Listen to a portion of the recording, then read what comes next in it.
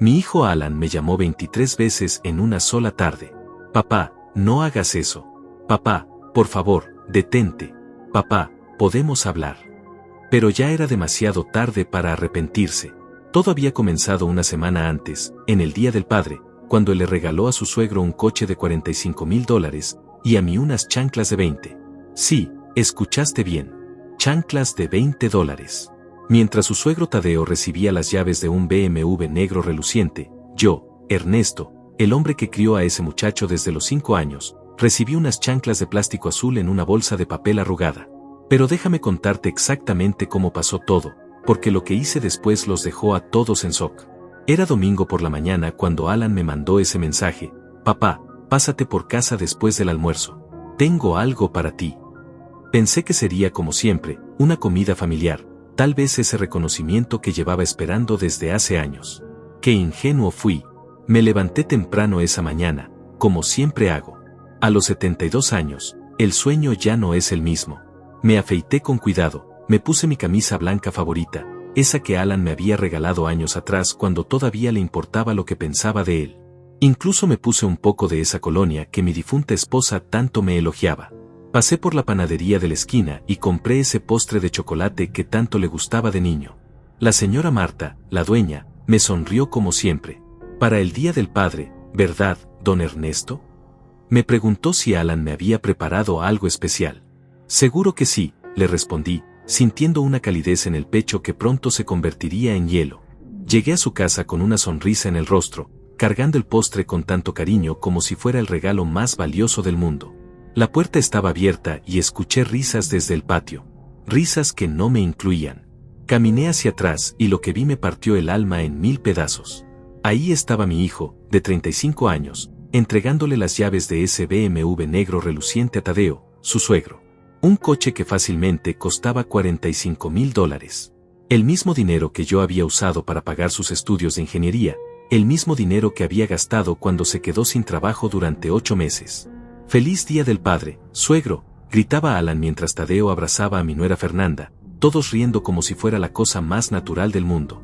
Yo me quedé parado ahí, como un extraño en la celebración de mi propio hijo, viendo cómo el hombre que había criado a ese muchacho desde los 5 años era completamente invisible.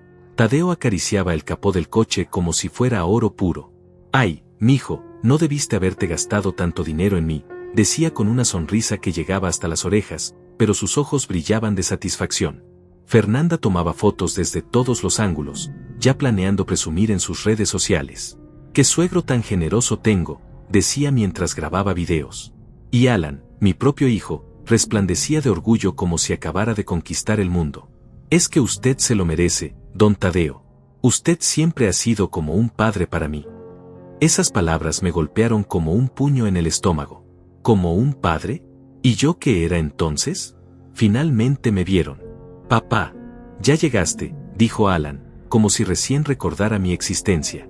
Se acercó con una pequeña bolsa de papel arrugada en la mano, el tipo de bolsa que dan en las tiendas de a peso. «Toma, esto es para ti». La bolsa pesaba nada. Absolutamente nada. La abrí despacio, tratando de mantener la compostura frente a todos los invitados que ahora me miraban con curiosidad. Adentro encontré esas chanclas de plástico azules y una nota doblada. Las chanclas tenían una etiqueta que todavía decía $19.99. La nota era aún peor: «Papá, sé que no te gustan las cosas caras. Espero que estas te duren mucho tiempo. Feliz Día del Padre. Con cariño, Alan». El silencio fue ensordecedor. Todos me miraban esperando mi reacción. Tadeo seguía acariciando su coche nuevo, Fernanda había dejado de tomar fotos, y Alan me miraba con esa expresión que decía: «Deberías estar agradecido». «Gracias, hijo», logré decir, con la voz más tranquila que pude encontrar. «Están muy bonitas». Pero mientras sostenía esas chanclas baratas en mis manos, algo se rompió dentro de mí. No fue rabia lo que sentí. No fue decepción. Fue algo mucho más profundo. Fue el momento exacto en que me di cuenta de que para mi propio hijo, yo valía exactamente $19.99. Me quedé ahí parado, viendo cómo todos volvían a rodear el BMW, como si yo fuera un mueble más del patio. Tadeo ya estaba sentado en el asiento del conductor, ajustando los espejos, probando el sistema de sonido. Esto suena increíble, mijo, gritaba mientras la música llenaba todo el vecindario. Fernanda subió al asiento del pasajero y empezó a transmitir en vivo en Instagram. Miren lo que mi esposo le regaló a mi papá por el Día del Padre. Un BMW último modelo. Los comentarios empezaron a llover. ¡Qué yerno tan generoso! Tu papá se ganó la lotería. Ojalá tener un yerno así. Y ahí estaba yo, con mis chanclas de $20, siendo completamente ignorado por mi propio hijo en el día que se suponía era para celebrarme. Pero si ellos supieran. Si tan solo supieran todo lo que había hecho por ese muchacho. Cerré los ojos por un momento y los recuerdos vinieron como una avalancha.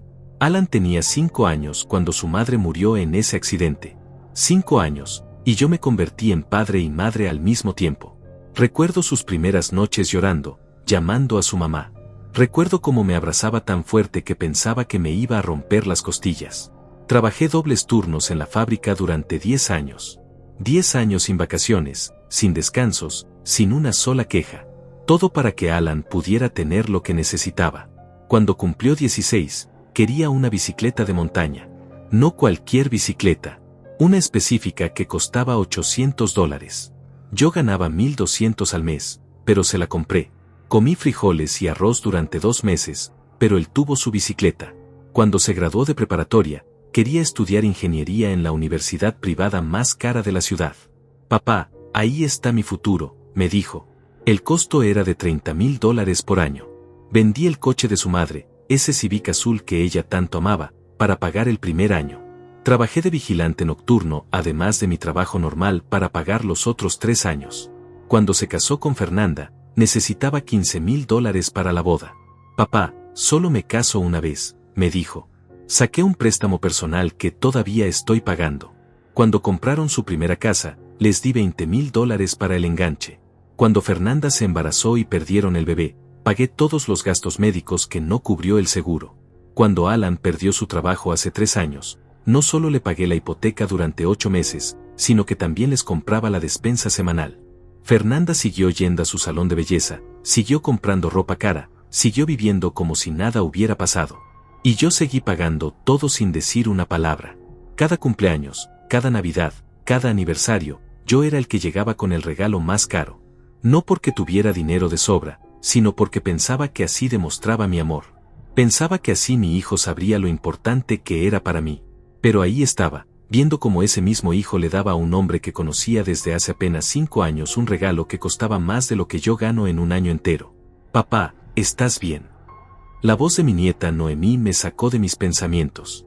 Tenía 16 años, la misma edad que Alan cuando le compré esa bicicleta. Era la única que había notado mi silencio. Sí, mi amor. Solo estoy admirando el coche nuevo del abuelo Tadeo, mentí, tratando de sonreír. Noemí me miró con esos ojos inteligentes que había heredado de su abuela. ¿Te gustan las chanclas, abuelo? Están perfectas, respondí, pero mi voz se quebró un poco. Ella se acercó y me susurró al oído, papá debería haberte regalado algo mejor. Tú eres el mejor abuelo del mundo. Esas palabras me partieron el corazón. Una niña de 16 años entendía algo que mi hijo adulto no podía ver. La fiesta continuó. Tadeo siguió presumiendo su coche nuevo, Alan siguió recibiendo felicitaciones por ser tan generoso, y Fernanda siguió transmitiendo en vivo como si fuera la protagonista de una película. Y yo me quedé ahí, sosteniendo mis chanclas, preguntándome en qué momento me había convertido en un extraño en la vida de mi propio hijo. Me acerqué a la mesa donde habían puesto el postre que traje. Nadie lo había probado. Ahí estaba, intacto, como si no existiera.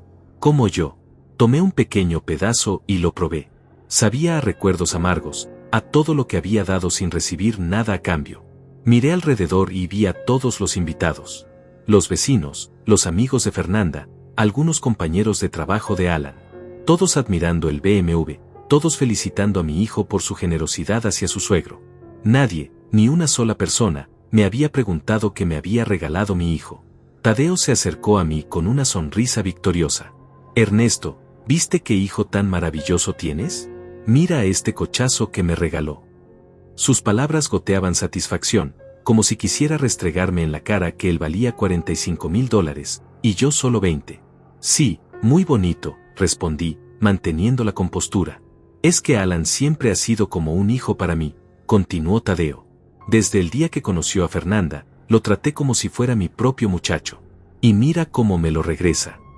Cada palabra era como un cuchillo. Alan nunca había sido su hijo, pero había recibido mejor trato que yo, que lo había criado desde bebé. Cuando finalmente me despedí, Alan me dio un abrazo rápido y distraído. Gracias por venir, papá. Que disfrutes las chanclas.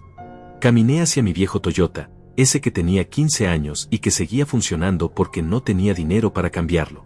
Mientras manejaba de regreso a casa, las chanclas en el asiento del pasajero me miraban como una burla cruel. Esa noche, sentado en mi sillón favorito, con las chanclas sobre la mesa de centro, tomé una decisión que cambiaría todo para siempre. Esa noche no pude dormir. Me quedé despierto hasta las 4 de la madrugada, sentado en mi sillón, mirando esas chanclas como si fueran la prueba física de mi insignificancia. Cada vez que cerraba los ojos, veía la cara de satisfacción de Tadeo acariciando su BMW nuevo, escuchaba las risas de todos celebrando su regalo, sentía otra vez esa punzada en el pecho cuando Alan me entregó esa bolsa arrugada. Me levanté y fui a mi habitación. Abrí el closet y saqué una caja de zapatos vieja que guardaba desde hacía años. Adentro estaban todos los recibos, todos los comprobantes, todas las evidencias de lo que había invertido en la vida de mi hijo. No porque fuera un hombre rencoroso que llevaba cuentas, sino porque mi difunta esposa me había enseñado a guardar todo para los impuestos. Extendí todos los papeles sobre la cama y empecé a revisar. El primer recibo que encontré fue de cuando Alan tenía 8 años, clases de natación, $200 mensuales durante 2 años. Papá, quiero ser como Michael Phelps, me había dicho. Nunca se convirtió en nadador, pero yo pagué hasta el último centavo. Aquí estaba el recibo de la computadora que le compré cuando tenía 12 años. $1,500 en 1999, una fortuna para mí en ese tiempo. Es para hacer mis tareas, papá, me había prometido. La usó más para jugar videojuegos que para estudiar, pero la pagué religiosamente en 12 mensualidades. Los recibos de la universidad, $30,000 por año durante 4 años. $120,000 en total. Aquí estaban los comprobantes del préstamo que saqué, las horas extra que trabajé, los fines de semana que dejé de descansar para pagar cada semestre. El recibo de la boda, $15,000 para un día que duró 6 horas. Aquí estaba el comprobante del otro préstamo que tuve que sacar, el que todavía estoy pagando a los 72 años. Los recibos de cuando les ayudé con la casa, $20,000 para el enganche, más $5,000 para los muebles, más $3,000 para el aire acondicionado, más $2,000 para la cerca del patio. Los recibos de cuando perdió el trabajo, 8 meses pagando su hipoteca de $2,000 mensuales, más 500 semanales para la despensa, más los gastos médicos de Fernanda, más las clases de karate de Noemí que no quería que dejara. Hice cálculos rápidos en mi cabeza. En total, había invertido más de $200,000 en la vida de Alan. $200,000 que no tenía, que pedí prestado, que trabajé día y noche para conseguir, que me costaron mi salud, mi juventud, mis propios sueños. Y él me había regalado chanclas de $20. Pero no era solo el dinero. Era todo lo demás. Las noches en vela cuando tenía fiebre de pequeño. Los partidos de fútbol donde era el único padre que nunca se perdía un juego. Las juntas escolares donde siempre estaba presente. Los problemas de adolescente que resolví sin juzgarlo. Los consejos de vida que le di cuando no sabía qué hacer. Recordé cuando tuvo su primer corazón roto a los 17 años. Se había encerrado en su cuarto durante 3 días sin comer. Yo me senté afuera de su puerta y le hablé durante horas, le conté de mi propio primer amor, le expliqué que el dolor era temporal. Al final salió y me abrazó llorando. Gracias por entenderme, papá. Recordé cuando se graduó de la universidad. Subió al escenario a recibir su diploma y me buscó entre la multitud. Cuando nuestras miradas se cruzaron, me señaló y gritó, «Esto es por ti, papá». Lloré como un bebé ese día, sintiéndome el hombre más orgulloso del mundo. Recordé cuando nació Noemí. Alan me llamó a las 3 de la mañana desde el hospital, llorando de felicidad. «Papá, tienes una nieta preciosa. Parece un angelito. Ven rápido, quiero que seas el primero en conocerla después de nosotros». ¿En qué momento todo eso se había desvanecido? ¿Cuándo había comenzado a verme como una obligación en lugar de como su padre? Me di cuenta de que la respuesta estaba frente a mí, cuando conoció a Fernanda. Al principio pensé que era solo la emoción del amor joven. Fernanda era bonita, inteligente, de buena familia. Tadeo tenía dinero, una casa grande, conexiones importantes. Poco a poco, Alan empezó a pasar más tiempo con ellos. Es que me enseñan sobre negocios, papá, me decía. Tadeo tiene muchos contactos que me pueden ayudar en el futuro. Las llamadas se volvieron menos frecuentes. Las visitas se acortaron. Los planes conmigo empezaron a cancelarse porque surgió algo con la familia de Fernanda. Pero yo seguía siendo el primero al que llamaba cuando necesitaba dinero, el primero al que acudía cuando tenía problemas. Me había convertido en un cajero automático con sentimientos. En el banco de papá que nunca cerraba, que nunca cobraba intereses, que nunca preguntaba para qué era el dinero. Mientras revisaba todos esos recibos, sentí algo que no había sentido en años, claridad mental absoluta. Por primera vez en mucho tiempo, veía las cosas exactamente como eran. No como quería que fueran, no como esperaba que fueran, sino como realmente eran.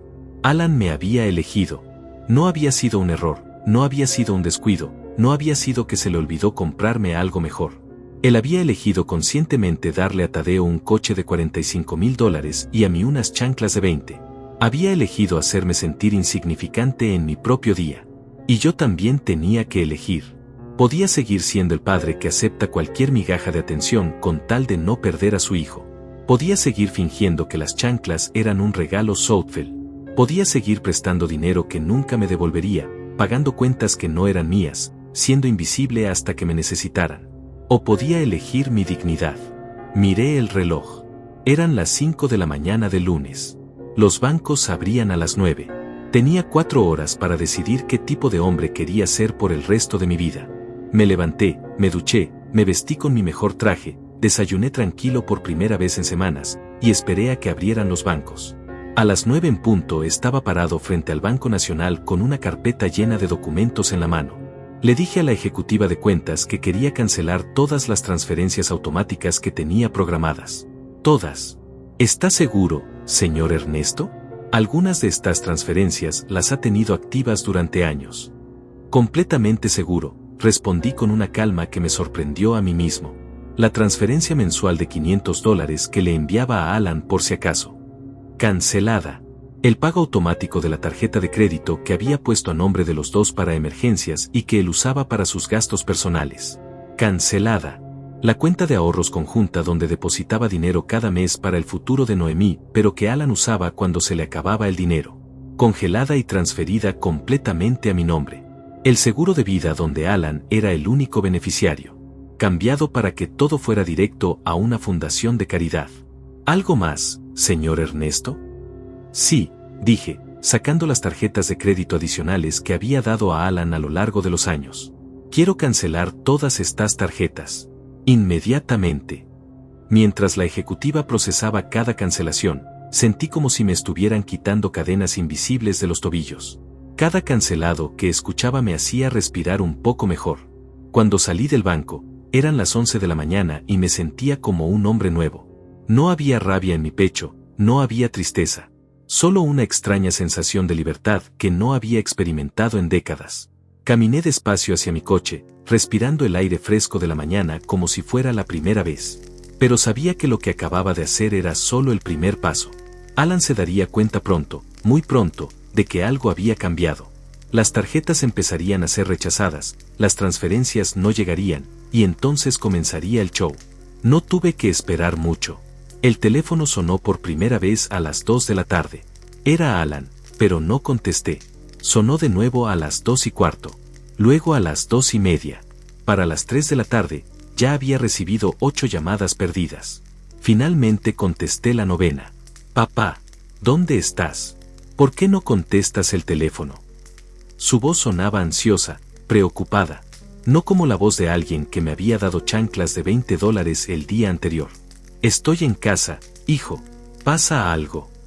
Sí, pasa algo. Mi tarjeta de crédito fue rechazada en el supermercado. Llamé al banco y me dijeron que había sido cancelada. ¿Tú sabes algo de eso? Su tono ya no era de preocupación. Era de exigencia. Como si tuviera derecho a usar mi dinero sin siquiera preguntarme. Sí, yo la cancelé esta mañana, respondí con la misma tranquilidad con la que le habría dicho que había cambiado el aceite del coche. ¿Qué? ¿Por qué hiciste eso? Esa tarjeta la uso para las emergencias. ¿Emergencias como qué? ¿Alan? ¿Como el BMW que le regalaste a Tadeo? Se hizo un silencio largo del otro lado de la línea. Podía escuchar su respiración agitada. Papá, eso no tiene nada que ver. Ese regalo lo pagué con mi dinero. ¿Tu dinero? El mismo dinero que consigues porque no pagas renta, porque no pagas tus seguros, porque no pagas la mayoría de tus gastos porque tu papá se encarga de todo eso. No es así, papá. Tú sabes que yo trabajo duro. Trabajas duro, sí, pero con mis subsidios. Dime una cosa, Alan, ¿cuánto dinero mío usaste el mes pasado? Otro silencio, más largo esta vez. No llevo cuentas de eso, papá. Somos familia. Tienes razón, somos familia. Por eso pensé que el Día del Padre merecía algo mejor que chanclas de $20. Era solo un regalo. No pensé que te ibas a poner tan dramático por eso. Dramático. Esa palabra me golpeó como una cachetada. Para él, mi dolor era drama. Mi desilusión era exageración. Mis sentimientos no importaban. No es drama, hijo. Es dignidad. Y hoy decidí recuperar la mía. ¿Qué quieres decir con eso? Quiero decir que a partir de hoy, vas a vivir realmente con tu dinero. Sin mis transferencias, sin mis tarjetas, sin mis subsidios. A ver qué tan fácil es comprar BMWs cuando realmente pagas tus propios gastos. No puedes hacer eso. Tengo responsabilidades. Tengo una familia. Yo también tengo responsabilidades. Y mi responsabilidad principal es conmigo mismo, algo que olvidé durante 30 años. Papá, por favor. Podemos hablar de esto. Ven a casa y lo discutimos como adultos. No, Alan. Ya no voy a ir corriendo cada vez que me llames. Ya no voy a resolver tus problemas financieros. Ya no voy a ser tu banco personal. Eres mi padre. Se supone que los padres ayudan a sus hijos. Los padres ayudan a sus hijos. Los hijos respetan a sus padres. Tú elegiste tratarme como un cajero automático. Ahora yo elijo tratarte como el adulto que se supone que eres. Colgué el teléfono. Mis manos no temblaban. Mi voz no se había quebrado. Por primera vez en años, me había defendido sin disculparme. El teléfono volvió a sonar inmediatamente. No contesté. Sonó 20 veces más durante esa tarde. No contesté ninguna. A las 6 de la tarde, escuché un coche en mi entrada. Miré por la ventana y vi el Honda de Fernanda. Alan bajó del asiento del pasajero como un huracán y caminó hacia mi puerta. Fernanda se quedó en el coche, probablemente transmitiendo en vivo este drama familiar para sus seguidores. Tocó la puerta como si la fuera a romper. Papá, abre la puerta. Tenemos que hablar. Abrí despacio, sin prisa. Alan entró como una tromba, con la cara roja de frustración. ¿Se puede saber qué te pasa? ¿Por qué cancelaste todo? ¿Por qué no contestas el teléfono? Siéntate, Alan, le dije, señalando el sillón frente al mío. Vamos a hablar como adultos, como tú dijiste. Se sentó, pero en el borde del asiento, como si estuviera listo para saltar. Dime exactamente qué quieres, le dije. Quiero que reactives las tarjetas, que restaures las transferencias, y que dejemos este drama atrás. ¿Y qué me ofreces a cambio? ¿A cambio? Soy tu hijo. No tienes que pedirme nada a cambio. Ah, pero yo sí tengo que darte todo sin pedir nada. Interesante concepto de familia. No es eso, papá. Es que siempre has estado ahí para mí. Es lo normal. ¿Normal? ¿También es normal regalarle un BMW a tu suegro y chanclas a tu padre? Ya te dije que eso no tiene nada que ver. Tiene todo que ver, Alan. Tiene que ver con prioridades. Tiene que ver con respeto. Tiene que ver con valor. Me levanté y fui por la caja de zapatos con todos los recibos. La puse sobre la mesa de centro entre nosotros. ¿Sabes qué es esto?, le pregunté. No tengo idea. Son todos los recibos de todo el dinero que he gastado en ti durante los últimos 30 años. ¿Quieres que los contemos juntos? Su cara cambió. Por primera vez desde que había llegado, se veía incómodo. Papá, no tenemos que hacer cuentas. Somos familia. Tienes razón. No tenemos que hacer cuentas. Pero tú sí tienes que entender algo. Ayer me demostraste exactamente cuánto valgo para ti. $19.99. Era solo un regalo. Era una declaración. Y yo te estoy dando mi respuesta. Se quedó callado por primera vez desde que había llegado. Podía ver las ruedas girando en su cabeza, tratando de encontrar la manera de manipular la situación a su favor. Está bien, dijo finalmente, con un tono más suave. Me disculpo por las chanclas. Fue un error. La próxima vez te compraré algo mejor. No habrá próxima vez, Alan. ¿Qué quieres decir? Quiero decir que ya no voy a esperar migajas de tu atención. Ya no voy a mendigar respeto. Ya no voy a pagar para que me quieran.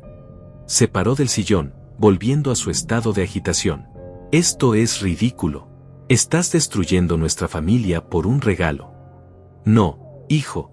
Tú destruiste nuestra familia cuando decidiste que yo valía menos que un extraño. Yo solo estoy reconociendo la realidad. Tadeo no es un extraño. Es el padre de mi esposa. Y yo soy tu padre. El que te crió, el que pagó por todo lo que tienes, el que nunca te dijo que no a nada. ¿Y eso me convierte en qué? En alguien que merece chanclas baratas. Ya basta con las malditas chanclas. Tienes razón. Ya basta. Porque de ahora en adelante, no habrá más regalos baratos ni caros. No habrá más regalos en absoluto. Alan se quedó parado en medio de mi sala, mirándome como si no me reconociera. Sus ojos iban de mi cara a la caja de recibos, tratando de procesar lo que acababa de escuchar. No puedes hablar en serio, dijo finalmente, con una voz que sonaba más pequeña que antes. Nunca he hablado más en serio en mi vida. Papá, por favor.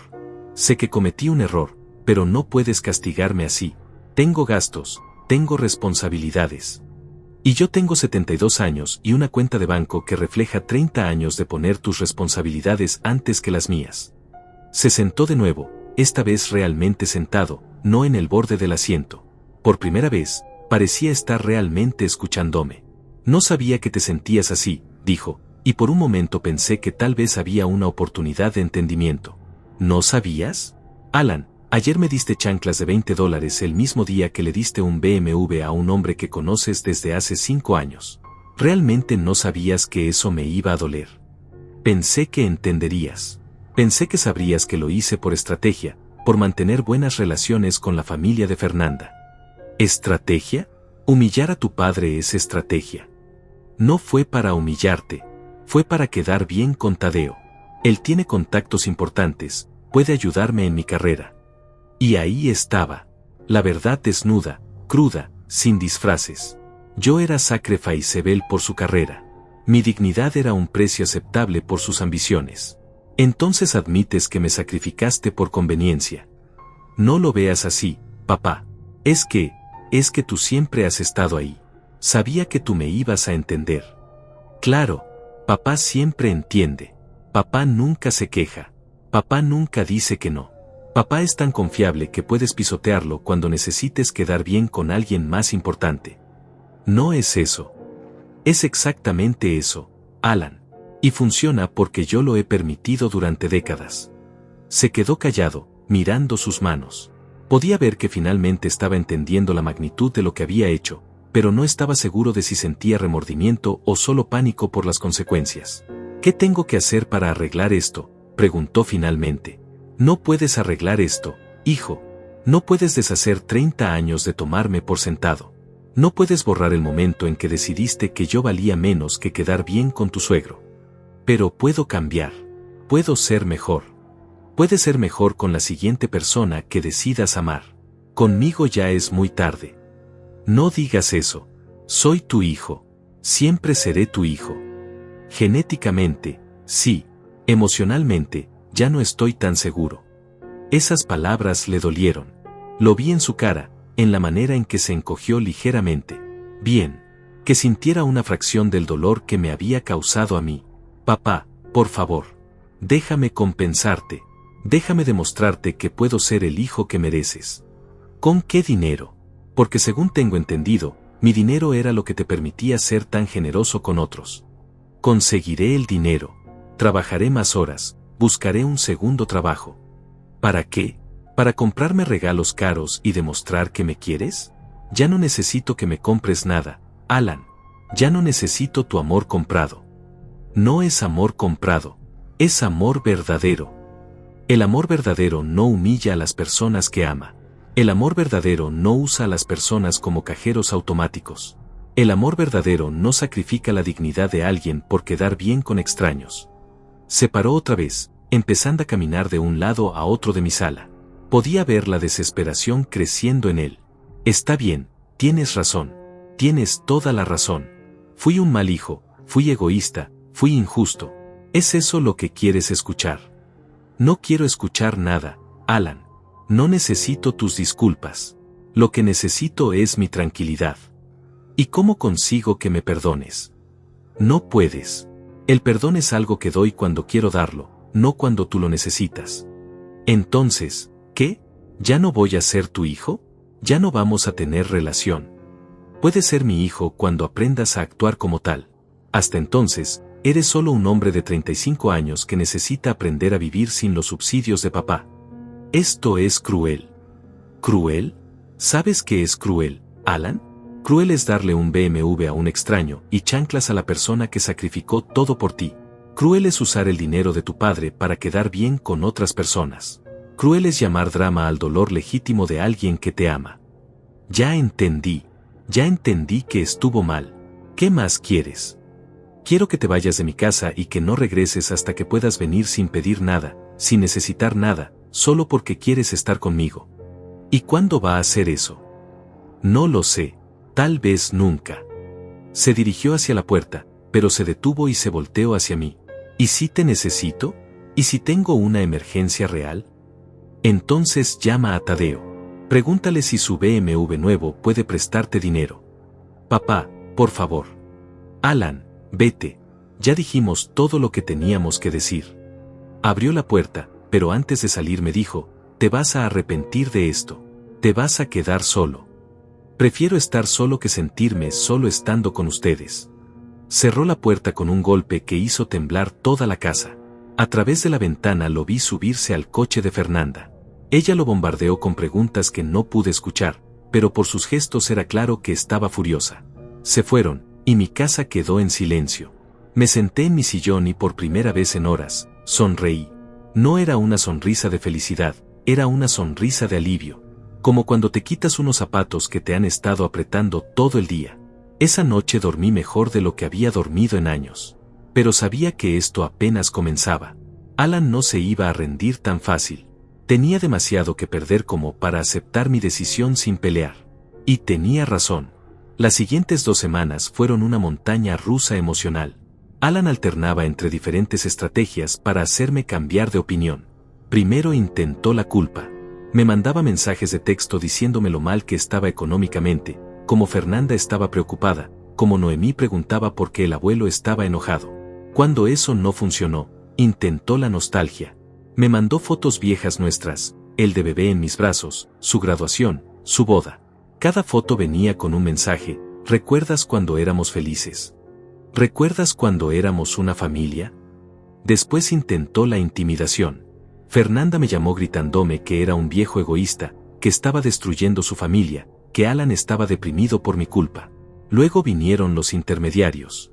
Conocidos mutuos, vecinos, hasta el padre de la iglesia me llamaron para decirme que estaba siendo muy duro, que la familia era lo más importante, que debía perdonar. Pero yo mantuve mi posición. Cada llamada que no contesté, cada mensaje que leí sin responder, cada intento de manipulación que ignoré, me hacía sentir más fuerte. Y entonces, cuando pensé que ya había visto todas sus tácticas, llegó la que no esperaba.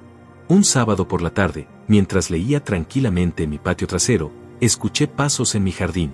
Pensé que era Alan otra vez, pero cuando levanté la vista, vi a mi nieta Noemí caminando hacia mí con los ojos rojos e hinchados de llorar. Abuelo, dijo con una voz quebrada que me partió el corazón. Me levanté inmediatamente y la abracé. Su pequeño cuerpo temblaba contra el mío. ¿Qué pasa, mi amor? ¿Qué te tiene tan triste? Papá me dijo que ya no me quieres porque él te hizo enojar. Me dijo que ya no vas a venir a mis cumpleaños ni a mis graduaciones porque estás furioso con nuestra familia. Sentí una rabia tan profunda que por un momento pensé que me iba a dar un infarto. Alan había usado a su propia hija como arma emocional contra mí. Había manipulado a una niña de 16 años para que viniera a rogarme que volviera. Siéntate aquí conmigo, Noemí, le dije, guiándola hacia las sillas del patio. Vamos a hablar de esto como adultos. Se sentó, secándose las lágrimas con la manga de su suéter. Noemí, ¿tú me has visto alguna vez tratarte mal? ¿Alguna vez te he gritado o te he hecho sentir que no te quiero? No, abuelo. Tú siempre has sido súper bueno conmigo. ¿Y crees que de la noche a la mañana me convertiría en el tipo de persona que castigaría a una niña inocente por los errores de su papá? No, pero papá dice que estás muy enojado. Estoy decepcionado de tu papá, es cierto, pero mi decepción con él no tiene nada que ver contigo. Tú no hiciste nada malo. Entonces, si vas a venir a mi cumpleaños. Por supuesto que voy a venir a tu cumpleaños. Y a tu graduación. Y a cualquier evento importante de tu vida donde tú quieras que esté. ¿En serio? Sus ojos se iluminaron por primera vez desde que había llegado. En serio. Pero necesito que entiendas algo muy importante, Noemí. Tu papá y yo tenemos problemas de adultos que no tienen nada que ver contigo. Él hizo algo que me lastimó mucho, y ahora estamos aprendiendo a tener una relación diferente. ¿Qué hizo? Dudé si contarle o no.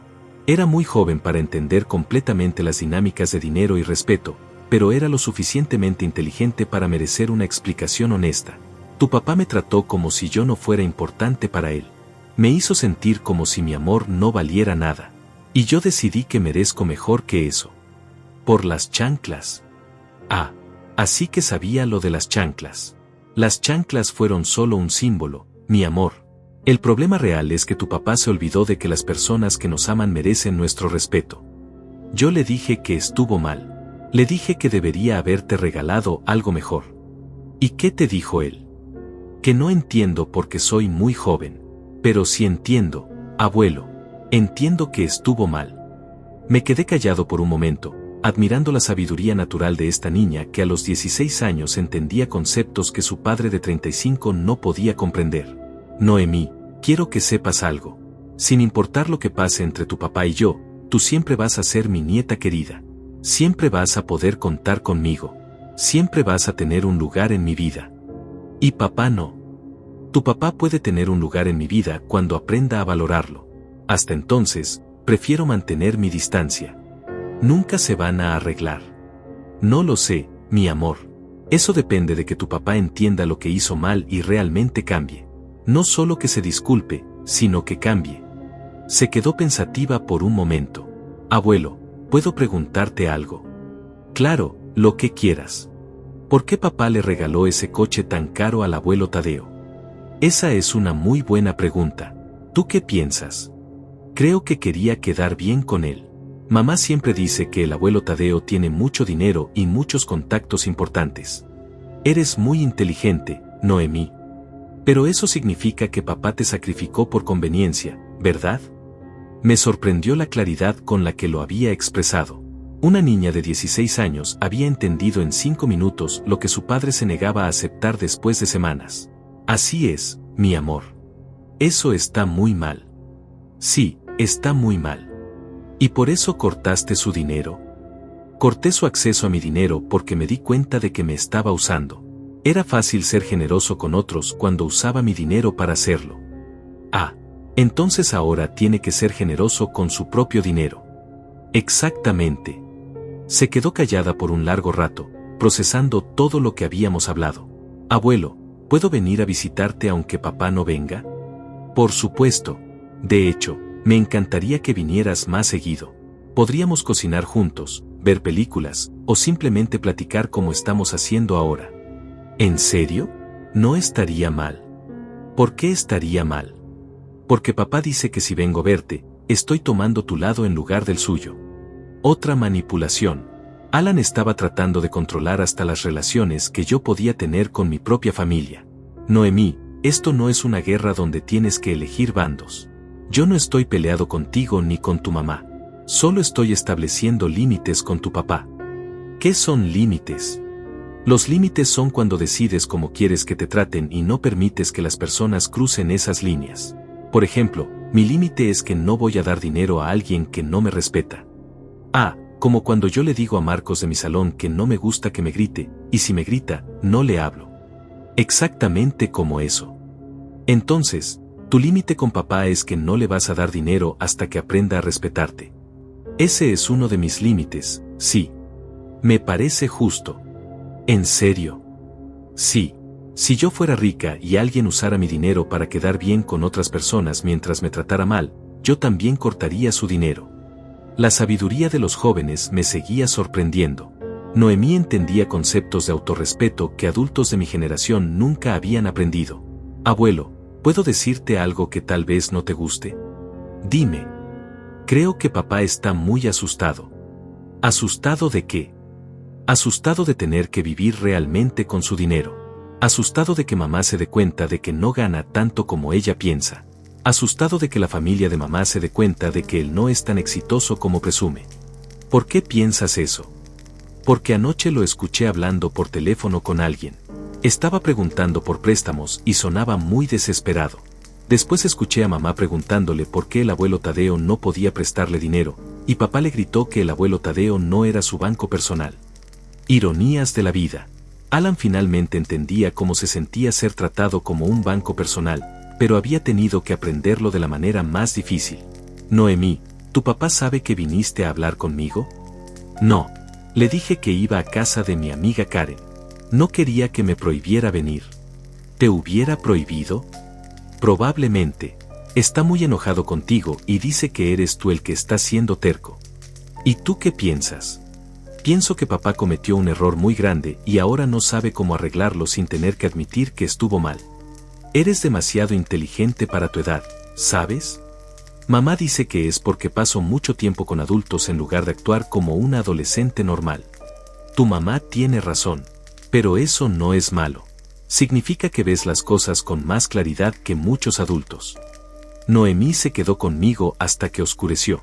Cocinamos juntos una cena sencilla, vimos una película vieja que le gustaba, y hablamos de sus planes para la universidad. Era la conversación más natural y relajada que había tenido en semanas. Cuando llegó la hora de irse, me abrazó fuerte. Abuelo, gracias por explicarme todo. Ahora entiendo mejor lo que está pasando. Gracias a ti por venir, mi amor. Y recuerda, siempre puedes venir cuando quieras. Aunque papá se enoje, tu papá no tiene derecho a controlar tu relación conmigo. Eres lo suficientemente grande para decidir a quién quieres ver. Se fue caminando hacia la parada del autobús, y yo me quedé parado en mi puerta viéndola alejarse. Era increíble cómo una conversación con mi nieta había aclarado tanto mis pensamientos. Su perspectiva fresca me había ayudado a ver que no estaba loco, que mis sentimientos eran válidos, que mis límites eran justos. Pero también me había dado información valiosa. Alan estaba desesperado financieramente, y esa desesperación lo haría más impredecible. No tuve que esperar mucho para confirmarlo. El lunes por la mañana, mientras tomaba mi café y leía el periódico, sonó el timbre. Miré por la ventana y vi a Fernanda parada en mi puerta, vestida como si fuera a una reunión de negocios importante. Abrí la puerta, pero no la invité a pasar. Fernanda, ¿en qué puedo ayudarte? Necesitamos hablar, Ernesto. Esto ya se salió de control. ¿De qué quieres hablar? De esta rabieta que estás haciendo. De cómo estás afectando a mi familia. De cómo tu orgullo está lastimando a personas inocentes. Su tono era condescendiente, como si le estuviera hablando a un niño berrinchudo. ¿Rabieta? ¿Orgullo? Interesante manera de describir el autorrespeto. Llámalo como quieras. Lo que importa es que necesitas detener esto ahora mismo. ¿O qué? ¿O vas a perder a tu familia para siempre? ¿Amenazas ahora, Fernanda? No son amenazas. Son hechos. Alan está considerando mudarse a otra ciudad. Dice que no puede estar cerca de alguien que lo chantajea emocionalmente. ¿Chantaje emocional? Así llama a las consecuencias de sus acciones. Así llama a un padre que usa el dinero para controlar a su hijo adulto. Me reí. Realmente me reí en su cara. ¿Usar el dinero para controlar? Fernanda, ¿sabes cuántos años Alan usó mi dinero sin preguntarme para qué lo quería? ¿Sabes cuántas veces gastó mi dinero en ustedes mientras me daba migajas de atención? Eso es diferente. Los padres ayudan a sus hijos. Es natural. Los padres ayudan a sus hijos que los respetan. No financian a adultos que los tratan como cajeros automáticos. Alan te respeta. ¿Regalarme chanclas de $20 mientras le da un BMW a tu padre es respeto? Ya basta con esas malditas chanclas. ¿Vas a destruir una familia por un regalo? No voy a destruir nada, Fernanda. Solo voy a dejar de financiar mi propia humillación. Eres un viejo egoísta. Y tú eres una mujer que se acostumbró a vivir con dinero ajeno. Supongo que ahora tendrás que acostumbrarte a vivir con el dinero que realmente ganan. Su cara se puso roja de rabia. ¿Sabes qué? Tienes razón. Me acostumbré a que tuviéramos ayuda extra. ¿Y sabes por qué? Porque Alan me dijo que esa era tu manera de demostrar amor. Me dijo que te gustaba ser generoso, que te hacía sentir útil. ¿Te dijo eso? Sí. Me dijo que si no aceptábamos tu ayuda, te ibas a sentir rechazado. Que necesitabas sentirte necesario. Esto era nuevo. Alan le había mentido a su esposa sobre mis motivaciones para seguir justificando el uso de mi dinero. ¿Y tú le creíste? ¿Por qué no le iba a creer? Es mi esposo. Y parecía lógico. Muchos padres mayores quieren sentirse útiles ayudando a sus hijos. Fernanda, ¿alguna vez se te ocurrió preguntarme directamente si eso era verdad? ¿Para qué? Alan conoce mejor que nadie a su padre. Aparentemente no me conoce nada. Se quedó callada por un momento, y pude ver que estaba procesando la información. Tal vez empezaba a darse cuenta de que su esposo le había estado mintiendo. Entonces nunca quisiste ayudarnos. Quise ayudarlos al principio, cuando pensé que era temporal, cuando creí que Alan eventualmente sería independiente. Pero se convirtió en un estilo de vida. Se convirtió en una expectativa. Pero nunca dijiste nada. ¿Cómo iba a decir algo? Cada vez que daba dinero, Alan me decía lo agradecido que estaba, lo mucho que significaba para él, cómo me lo iba a devolver cuando pudiera. Pensé que realmente apreciaba mi ayuda. Y la apreciaba. No, Fernanda. Apreciaba el dinero. A mí me daba por sentado. ¿Cómo puedes decir eso? Alan te ama. Alan ama lo que hago por él. No me ama a mí. Si me amara, no me habría humillado públicamente dándome chanclas mientras le daba un BMW a tu padre. Tal vez cometió un error de juicio. Un error de juicio es equivocarse en algo pequeño. Humillar a tu padre en su propio día es una decisión consciente. Fernanda se quedó callada por un largo rato. Podía ver que estaba luchando internamente con algo. Ernesto, ¿puedo preguntarte algo? Adelante. ¿Realmente es solo por las chanclas? ¿O hay algo más? Era la primera pregunta a Anist que me había hecho desde que había llegado. Las chanclas fueron la gota que derramó el vaso. Pero el vaso se había estado llenando durante años. ¿De qué manera? De ser tratado como un invitado en la vida de mi propio hijo. De ser llamado solo cuando necesitaban dinero. De recibir visitas de 5 minutos mientras ustedes pasaban horas con tu familia. De ser el último en enterarme de decisiones importantes que afectaban a mi nieta. No sabía que te sentías así. Porque nunca preguntaron cómo me sentía. Solo asumieron que estaría ahí sin importar cómo me trataran. ¿Y ahora qué? Ya no vas a ser parte de nuestras vidas. Voy a ser parte de las vidas de las personas que me valoren. Noemí siempre será mi nieta. Tú puedes ser mi nuera si aprendes a verme como una persona y no como un recurso. Y Alan puede ser mi hijo cuando aprenda a actuar como tal. ¿Qué tendría que hacer Alan para que lo perdonaras? No se trata de perdón, Fernanda. Se trata de respeto. Alan tendría que demostrar que me ve como su padre, no como su financista. ¿Cómo haría eso? Esa es una pregunta que él tendría que responder. Yo no voy a darle un manual de instrucciones sobre cómo amarme. Esto es muy complicado. No, es muy simple. O me respeta o no me respeta. O me valora o no me valora. O soy su padre o soy su banco. No puede ser las dos cosas cuando le conviene. Fernanda se quedó pensativa por otro momento largo. ¿Puedo decirte algo? Claro.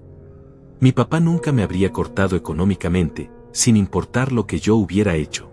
Tu papá también nunca trabajó 30 años para financiar tu vida adulta solo para recibir chanclas de $20 como agradecimiento. Touche. Fernanda, ¿puedo preguntarte algo yo también? Sí. ¿Realmente crees que estuvo bien que Alan me diera chanclas mientras le daba un BMW a tu padre? Se tardó mucho en responder. No, dijo finalmente. No estuvo bien. ¿Y crees que Alan lo sabe? Creo que lo sabe, pero no quiere admitirlo porque significaría aceptar que ha estado mal contigo durante mucho tiempo. Exacto. Y mientras no pueda admitir eso, no puede cambiar. ¿Y si lo admite? ¿Y si viene y te dice que estuvo mal y se disculpa? Entonces sería un buen primer paso. Pero las disculpas son solo palabras. El cambio real se demuestra con acciones. ¿Qué tipo de acciones? Las que demuestren que me ve como su padre, no como su empleado. Fernanda se fue ese día con mucho en qué pensar. Y yo también tenía mucho en qué reflexionar. Por primera vez desde que había comenzado todo esto, alguien de la familia de Alan había tenido una conversación real conmigo, sin gritos, sin manipulación, sin amenazas. Los siguientes días fueron extrañamente tranquilos. No recibí llamadas desesperadas, no vinieron a tocar mi puerta, no llegaron mensajes de texto llenos de drama. Era como si hubiera una tregua silenciosa mientras todos procesaban lo que estaba pasando. Aproveché esa calma para hacer algo que no había hecho en décadas, pensar en mí mismo. Me di cuenta de que había pasado tanto tiempo siendo el padre de Alan, el abuelo de Noemí, el proveedor de la familia, que había olvidado quién era Ernesto el hombre. ¿Qué me gustaba hacer? ¿Qué me hacía feliz además de ayudar a otros? Comencé a redescubrirme lentamente. Me levanté una mañana y en lugar de preocuparme por si Alan necesitaba dinero o si había pagado alguna cuenta que no era mía, me preparé un desayuno elaborado. Huevos revueltos con hongos, tocino crujiente, pan tostado con mantequilla real, café colombiano que había estado guardando para ocasiones especiales. Comí despacio, saboreando cada bocado, leyendo el periódico completo sin prisa. Era un lujo que no me había dado en años. Después del desayuno, salí a caminar por el parque que estaba cerca de mi casa. Había pasado por ahí miles de veces en el coche, pero nunca me había detenido a caminarlo. Era hermoso. Había bancos bajo los árboles, un pequeño lago con patos, senderos bien cuidados donde otras personas mayores hacían ejercicio. Me senté en uno de los bancos y observé a la gente. Una pareja de ancianos jugaba ajedrez en una mesa de concreto. Una mujer de mi edad alimentaba a los patos con migajas de pan. Un grupo de personas hacía tai chi en el área de pasto. ¿Es la primera vez que viene por aquí?, me preguntó una voz femenina. Me volteé y vi a una mujer elegante, probablemente de unos 65 años, con cabello gris bien peinado y una sonrisa amable. Sí, es la primera vez que realmente me detengo a disfrutarlo, respondí. Es un lugar hermoso para reflexionar. Yo vengo aquí todas las mañanas desde que me jubilé. ¿En qué trabajaba? Era enfermera. 35 años en el Hospital General. ¿Y usted? Trabajé en una fábrica durante 40 años. Debe haber sido un trabajo duro. Lo fue, pero me gustaba. Me daba propósito. ¿Y ahora qué le da propósito? Era una pregunta simple, pero me golpeó como un martillo. ¿Qué me daba propósito ahora? Durante décadas, mi propósito había sido Alan. Trabajar para él, ahorrar para él, resolver sus problemas, facilitar su vida. Estoy redescubriendo eso, respondí honestamente. Está en una transición. Yo pasé por eso cuando me jubilé. De repente ya no era la enfermera Marta, solo era Marta. Fue aterrador al principio. ¿Y cómo superó eso? Empecé a hacer cosas para mí, cosas que había postergado durante décadas. Aprendí a pintar, comencé a viajar sola, me uní a un club de lectura. ¿No se sintió egoísta? Al principio sí, pero después me di cuenta de que pasar toda tu vida viviendo para otros no es noble, es autodestructivo. Uno no puede dar lo que no tiene. Sus palabras resonaron profundamente en mí. ¿Cuántos años había pasado vaciándome para llenar a otros? ¿Puedo preguntarle algo personal?, me dijo Marta. Claro. ¿Tuvo una pérdida reciente? ¿Es por eso que está reevaluando su vida? Algo así. Perdí la ilusión de que estaba siendo valorado por las personas que más amo. Esas son las pérdidas más dolorosas. Cuando te das cuenta de que has estado dando a personas que solo toman. Exactamente. Tiene familia. Tengo un hijo adulto y una nieta. Mi hijo, digamos que hemos tenido un desacuerdo fundamental sobre el respeto mutuo. ¿Y su nieta? Ella es un ángel. La única que realmente me ve como persona. Los nietos a menudo ven las cosas con más claridad que los hijos. No tienen la complicación emocional de la relación padre-hijo. Muy cierto. Puedo darle un consejo de alguien que ha vivido lo suficiente para aprender algunas lecciones. Por favor, no viva su vida esperando que otras personas cambien. Viva su vida de manera que sea feliz con o sin su aprobación. Si cambian y se suman a su felicidad, maravilloso. Si no cambian, usted ya será feliz de todas maneras. Es así de simple. Es así de simple y así de difícil. Simple porque la fórmula es clara. Difícil porque requiere valor para poner límites y mantenerlos. He estado poniendo límites recientemente. ¿Y cómo se siente? Liberador y aterrador al mismo tiempo. Perfecto. Eso significa que está haciendo algo que importa. Hablamos durante otra hora. Marta me contó sobre sus viajes, sobre cómo había aprendido a pintar acuarelas a los 60 años, sobre el club de lectura que había cambiado su perspectiva sobre muchas cosas. ¿Sabe qué? Debería venir al club de lectura el próximo miércoles.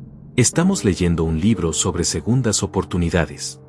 No sé si soy muy bueno para esas cosas sociales. Nadie es bueno al principio, pero es una manera de conocer personas que están en su misma etapa de vida. ¿De verdad cree que debería? Creo que debería hacer todo lo que le dé curiosidad. A su edad, la curiosidad es un regalo. Me fui del parque esa tarde con el número de teléfono de Marta y una invitación para unirme a su club de lectura. Pero más importante, me fui con una nueva perspectiva sobre mi vida. Durante semanas había estado enfocado en lo que Alan había hecho mal, en cómo me había lastimado, en las injusticias que había sufrido. Y aunque todo eso era válido, también me había estado manteniendo atrapado en el pasado. Marta tenía razón. No podía controlar si Alan cambiaba o no. Solo podía controlar cómo vivía mi propia vida. Esa noche, en lugar de sentarme en mi sillón a rumiar sobre la situación con Alan, saqué unos libros que había comprado años atrás pero nunca había leído. Libros sobre historia, sobre viajes, sobre filosofía. Libros que había postergado porque siempre tenía alguna crisis de Alan que resolver. Elegí uno sobre la historia de la exploración antártica y me sumergí en él. Era fascinante leer sobre hombres que habían arriesgado todo por descubrir lo desconocido, que habían encontrado propósito en la aventura misma. Cuando sonó el teléfono a las 9 de la noche, ni siquiera levanté la vista del libro. Era Alan, por supuesto, pero ya no me sentía obligado a contestar cada llamada. Al día siguiente fui a la librería local y compré 3 libros más. También me inscribí en una clase de computación para personas mayores que ofrecían en la biblioteca. Si iba a redescubrir quién era Ernesto, necesitaba modernizarme un poco. La semana pasó volando. Cada día descubría algo nuevo sobre mí mismo. Descubrí que me gustaba cocinar cuando no lo hacía por obligación, sino por placer. Descubrí que tenía opiniones sobre arte cuando visité un museo local. Descubrí que disfrutaba la conversación intelectual cuando fui al club de lectura de Marta. El club de lectura fue una revelación. Había 12 personas, hombres y mujeres entre los 55 y 75 años. Todos habían llegado ahí después de algún tipo de transición, jubilación, divorcio, pérdida de pareja, hijos que se habían independizado. Hablamos del libro, sí, pero también hablamos de la vida.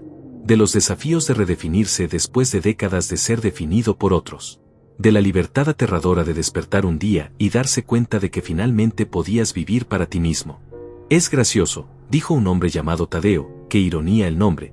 Pasamos la primera mitad de la vida construyendo una identidad basada en lo que otros necesitan de nosotros. Y la segunda mitad aprendiendo a ser nosotros mismos. El problema, añadió una mujer llamada Carmen, es que a veces las personas de la primera mitad de nuestra vida no saben cómo relacionarse con la nueva versión de nosotros. ¿Y qué hacen cuando eso pasa?, pregunté. Depende, respondió Carmen. Si realmente nos aman, aprenden. Si solo amaban lo que hacíamos por ellos, se alejan. ¿Y cómo distingues entre los dos? Por su reacción cuando pones límites, dijo Marta. Las personas que te aman respetan tus límites. Las que solo te usan se enojan cuando los pones. Esas palabras de Marta me resonaron durante días. Alan se había enojado cuando puse límites. No había respetado mi decisión, no había reflexionado sobre sus acciones, no había mostrado comprensión hacia mis sentimientos. Solo se había enojado porque ya no podía usar mi dinero. Habían pasado 6 semanas desde el Día del Padre cuando finalmente recibí la llamada que no esperaba. Era un sábado por la mañana. Yo estaba en la cocina preparando unos pancakes especiales que había aprendido a hacer en una clase de cocina a la que me había inscrito, cuando sonó el teléfono. Abuelo. Era Noemí, pero su voz sonaba diferente. Preocupada. Hola, mi amor. ¿Qué pasa? Abuelo, papá está en el hospital. Se me cayó la espátula que tenía en la mano. ¿Qué? ¿Qué pasó? Tuvo un colapso nervioso anoche. Mamá dice que ha estado muy estresado con el trabajo y el dinero, y ayer simplemente se desplomó. Está consciente, pero los doctores dicen que necesita descansar. ¿En qué hospital están? En el General. Abuelo, ¿podrías venir? Papá está preguntando por ti. Mi primer instinto fue salir corriendo hacia el hospital. Era mi hijo, sin importar todo lo que había pasado. Pero luego respiré profundo y pensé en todo lo que había aprendido en las últimas semanas. Voy para allá, Noemí, pero voy por ti y por tu mamá, ¿está claro? Sí, abuelo. Entiendo. Cuando llegué al hospital, Fernanda estaba en la sala de espera con los ojos rojos. Se levantó cuando me vio y por un momento pensé que me iba a gritar, pero en lugar de eso me abrazó. Gracias por venir, me dijo. ¿Cómo está? Físicamente bien. Pero mentalmente, está agotado. El doctor dice que ha estado bajo mucho estrés durante mucho tiempo. Puedo verlo. Está durmiendo, pero puedes entrar si quieres. Entré a la habitación y vi a Alan conectado a varios monitores, durmiendo profundamente. Se veía más pequeño de lo que recordaba, más frágil. En ese momento no era el hombre de 35 años que me había dado chanclas baratas. Era mi hijo pequeño que necesitaba a su papá. Pero también recordé las palabras de Carmen del club de lectura: las personas que te aman respetan tus límites. Las que solo te usan se enojan cuando los pones. Me senté en la silla junto a su cama, pero no toqué su mano. No iba a fingir que todo estaba bien solo porque estaba en el hospital. Después de una hora, Alan abrió los ojos.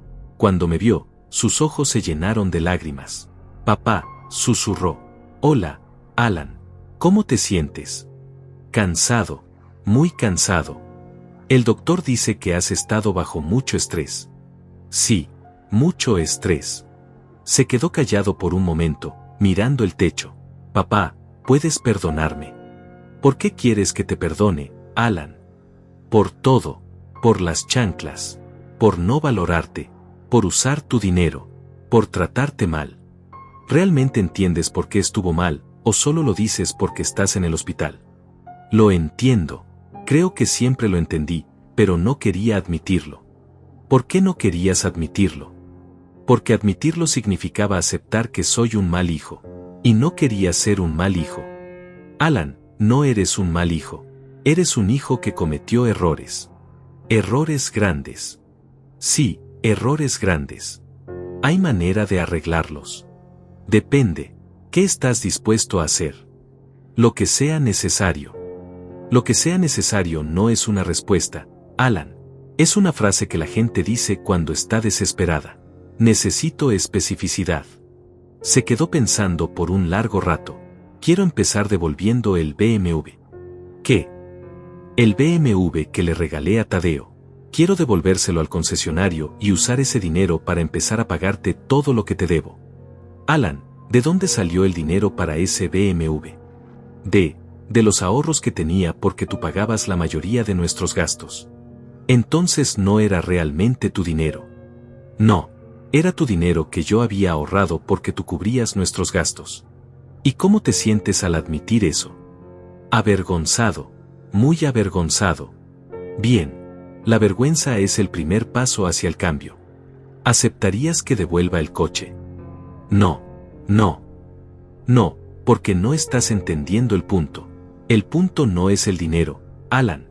El punto es el respeto. Entonces, ¿qué quieres que haga? Quiero que aprendas a vivir realmente con tu dinero. Quiero que aprendas a valorar las relaciones más que las impresiones. Quiero que aprendas a ser un hijo antes de ser un yerno. ¿Cómo hago eso? Esa es una pregunta que tienes que responder tú mismo. Yo no voy a darte un manual. Y mientras tanto, yo voy a seguir viviendo mi vida. Si quieres ser parte de ella, tendrás que demostrar que me valoras como persona, no como proveedor. ¿Esto significa que ya no me vas a ayudar nunca? Significa que la ayuda se gana con respeto y se mantiene con gratitud. No es un derecho automático. Entiendo. ¿En serio entiendes, o crees que entiendes? Creo que estoy empezando a entender, pero probablemente necesite tiempo para entender completamente. Ese es el primer paso. Admitir que no entiendes completamente. Hablamos durante otra hora. No fue una reconciliación mágica donde todo se resolvió, pero fue el primer diálogo real que habíamos tenido en años. Alan admitió errores específicos, expresó remordimiento genuino, y más importante, no pidió que las cosas volvieran a ser como antes. Cuando me fui del hospital esa tarde, no sabía si Alan realmente cambiaría o si solo estaba diciendo lo que pensaba que quería escuchar. Pero por primera vez en semanas, tenía un poco de esperanza. 6 meses después, puedo decir que Alan ha hecho cambios reales. No perfectos, pero reales. Ha buscado un segundo trabajo para ser realmente independiente financieramente. Ha comenzado terapia para entender sus patrones de comportamiento. Ha devuelto el BMW y usado el dinero para empezar a pagar sus propias deudas. Más importante, ha empezado a visitarme sin pedir nada. Viene los domingos por la mañana y tomamos café juntos. Hablamos de la vida, de sus metas, de sus miedos, de todo excepto dinero. Noemí viene más seguido también. Cocina conmigo, me enseña sobre tecnología, me cuenta sobre sus planes universitarios. Nuestra relación es más fuerte que nunca. Y yo sigo redescubriéndome. Sigo yendo al club de lectura, he comenzado a viajar solo, he aprendido a usar una computadora, incluso he comenzado a escribir mis memorias. ¿He perdonado a Alan? No completamente. El perdón es un proceso, no un evento. Pero he aprendido que el perdón no significa permitir que las cosas vuelvan a ser como antes. Significa soltar el resentimiento mientras mantienes la sabiduría. La relación con Alan nunca será la misma que antes, y eso está bien. Antes era una relación desequilibrada donde yo daba todo y él tomaba todo. Ahora es una relación donde ambos contribuimos, donde ambos valoramos al otro, donde el respeto fluye en ambas direcciones. Me miro al espejo cada mañana y veo a un hombre diferente del que era hace un año. Veo a un hombre que aprendió que nunca es demasiado tarde para exigir respeto, que aprendió que el amor propio no es egoísmo, que aprendió que a veces tienes que perder una relación para salvarla. Hoy no necesito permiso para vivir. No es venganza, es liberación. ¿Y tú, que has escuchado mi historia, qué harías si estuvieras en mi lugar? ¿Seguirías pagando para que te quieran, o elegirías tu dignidad? La respuesta, como aprendí, puede cambiarlo todo.